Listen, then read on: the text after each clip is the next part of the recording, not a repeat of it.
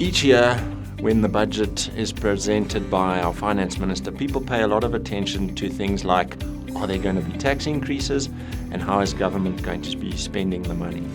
But for us in the retirement and savings industry, there are often a number of other interesting things that are embedded in the budget. And this year was no different. The first thing that was of interest to us is reference to the two-pot system. That is something that government has been talking about for some time. There was a paper released in December 2021, which dealt with a number of proposals and also actually a number of questions relating to the two-pot system. This is an important step forward in terms of the retirement reforms that government has been busy with. We certainly think that the two-pot system has the potential to improve people's retirement outcomes, at the same time giving them some access to their money before retirement. And it was encouraging to see that government is affirming their commitment to these reforms, and we do expect some further proposals to come through in middle of 2022. Another interesting thing that came through in the budget this year was changes to Regulation 28. There were two things that were of interest to us. The first thing was that there were changes to the offshore limit. Previously, funds could only invest 30% offshore with another 10% in the rest of Africa. Many retirement savers found that this was quite restrictive, and it is welcome that there were changes to increase that limit to 45% with no sub-limit for the rest of Africa.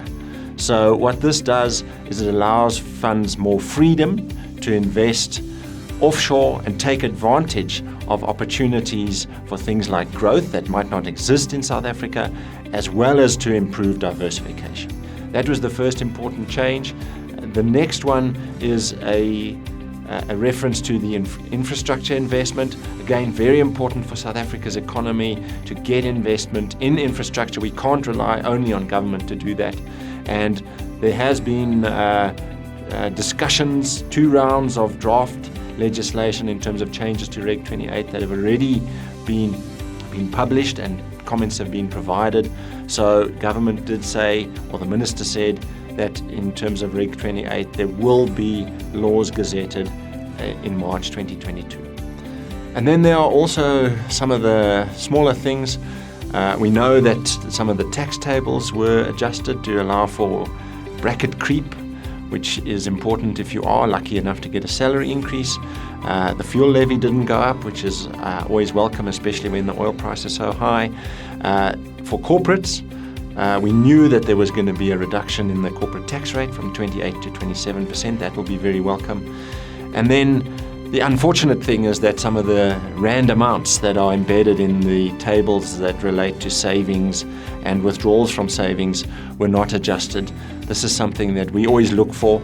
So, for example, in the tax-free savings accounts, there's no increase in terms of the annual amount that you can save there, 36,000, that stayed the same. The lifetime limit of 500,000 stays the same.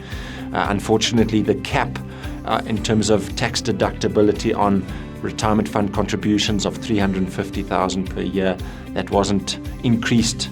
So there are going to be people who get capped out in terms of how much they can contribute or the tax deductibility of that.